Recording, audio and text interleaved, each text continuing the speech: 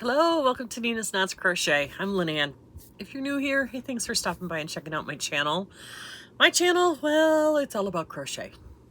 Sometimes we talk about yarn or fun stuff happening in the yarning community. And being so today is Tuesday, we are talking about Tunisian crochet. Returning subscribers, thanks so much for coming back.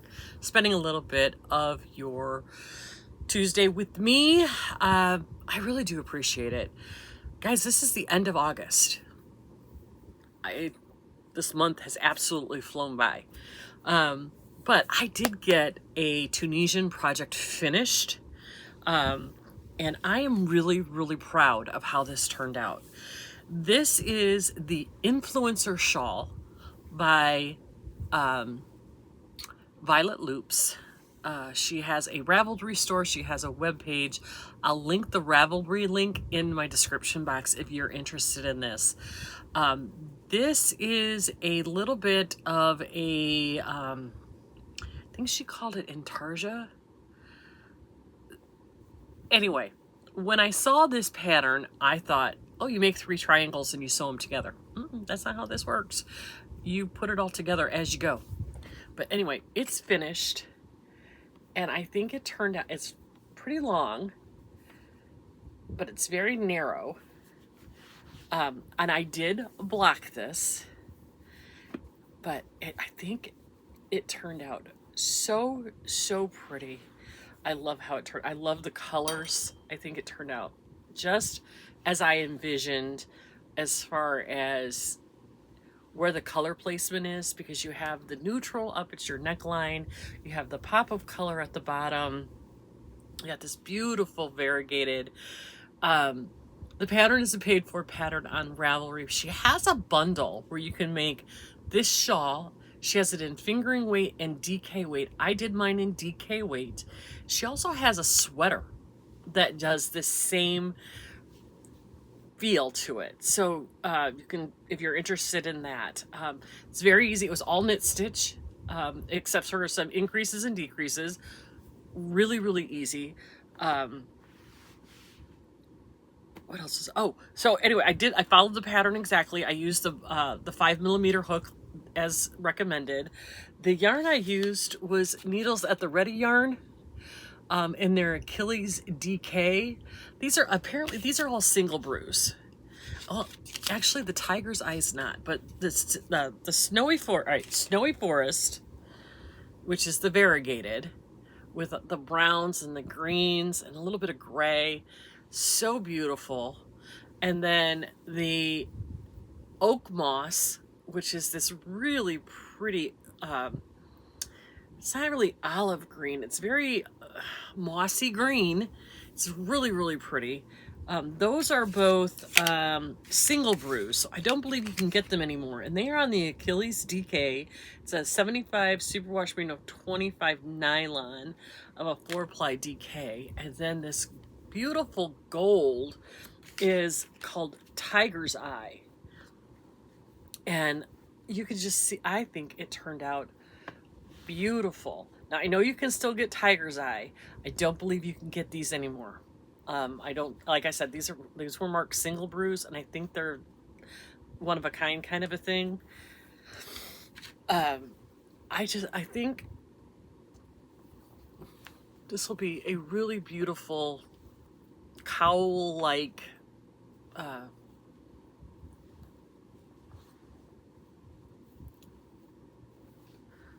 think, isn't that pretty? You get all 3 colors to wear it this way.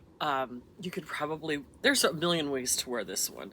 It's not going to be that great as far, well, I guess you could with a cute little shawl pin.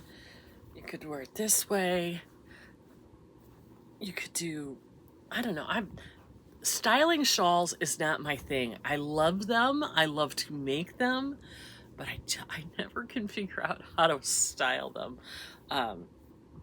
But I think it'll be like, you know, maybe this winter, this is a gift, you know, under a coat, like an olive green jean jacket or something, or even like a black jean jacket. You can do that to keep your neck warm. and the back of your back warm under a jacket. Wouldn't that be cute? It's very versatile. It's not too big. It's not too small. It's not a blanket wrap. This is definitely, you know, neckish, cowlish kind of thing. But oh, that's even cute. Just like that. Don't you think? I like that. Anyway, this is a gift. This will be a Christmas gift for one of my daughter-in-laws. I have to figure out which one. Probably my Michigan daughter-in-law, but we'll see. And I love it. The pattern was fantastic. I'll be honest with you. When I first started doing it and realized that you had to carry yarns with you, at one point you had all 3 colors going at the same time. I was a little bit intimidated, but I thought, you know what, you can do this. It's 3 colors. I think at the most you had like maybe 30 some stitches in one color at a time. So it wasn't like you were working a lot of stitches at once with multiple colors. So it was not difficult to do. I just told myself I was going to power through it, and I did. I'm definitely going to be making another one of these. I think I might make it in fingering weight next time, so it's not, because that is really heavy. I mean, it's DK weight, but it's really warm and heavy. Not something I would need in Florida. But I loved the concept and how engaging the pattern was. But the other thing I want to tell you is that when I blocked it, because you know, Tunisian curls, let's face it, it curls no matter what you do. The ends were a curly mess. But I got my blocking mat out. I used my regular blocking mats this time because it wasn't quite that big. My interlocking ones with the grid on them, and my pins. And I knew this was too thick, that it would take forever to dry. And it's been so rainy around here and so humid. I knew I had to dry it inside. And if I soaked this thing in like wool soak, it wouldn't be dry for a month because it's so heavy. So I went to Walmart and I got one of these. It's a fabric steamer. It was like $17.99 at Walmart. It's where you find the irons, you know, like in the laundry section where they have like the little small appliances, the irons. This was there. They have a whole, I mean, you could have spent a heck of a lot more. This one was perfect. It has this little removable reservoir, and it plugs in. It heats up really fast. It's not heavy. Still got a little bit of water in it. I can empty it out. And then I just steamed it along the edge of the pins on the corners. I gave the corners extra attention, got those nice and steamed and relaxed, and then steamed the whole thing just to kind of relax the fibers. And I think it really came out good doing it that way. I think steaming, I mean, these don't curl anymore. There's no curl to it, and it's staying. You can even see, like right here, I pinned it funky. So now I have like this little bump here where I should have kind of more did this, but it is okay. So this side turned out right. We've got a straight edge here. This side, not so much because I pinned it funky. But what are you going to do?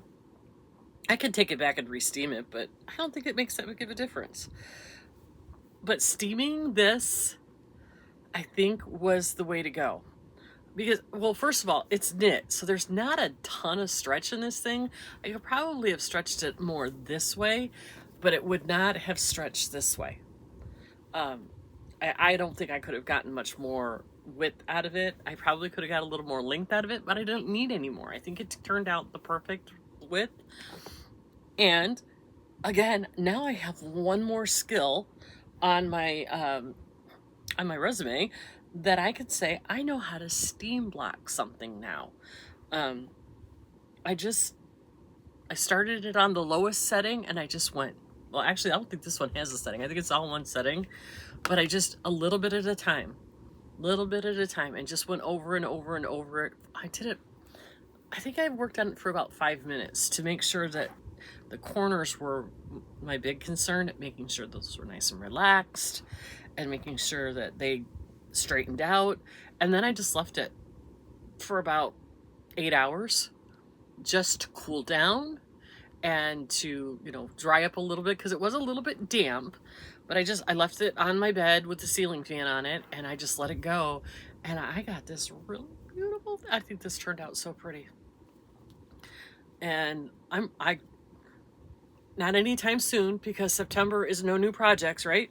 But I will be doing another one of these. And I will be doing it in fingering weight because I think I really enjoyed doing this pattern. So that's it, you guys. That's Tunisian Tuesday. I hope that this inspires you to try something that's a little bit out of your comfort zone. I really thought this was out of my league. When I got past the my initial impression about it, what it was, and realized it was, you know, you're holding all these yarns together at the same time. I'm like, oh, I don't know I can do this. And then I thought, yeah. Let's get going. Let's try this. So I started here with the variegated. Then here you add in stitches. So now you're doing all this. And then you get here. And now you're adding in stitches here. So you start down here. You got green and then you go to the variegated. And then you're doing green and variegated. And then and now you're decreasing.